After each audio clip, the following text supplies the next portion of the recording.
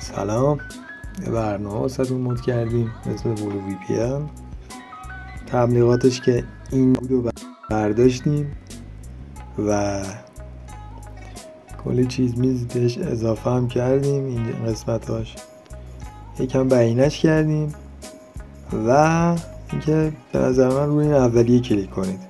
برای دانلودش هم میتونید بیاید داخل تلگرام چنل ما آقای ربات، این هم آدرس چنلمونه، میتونید دانلود کنید.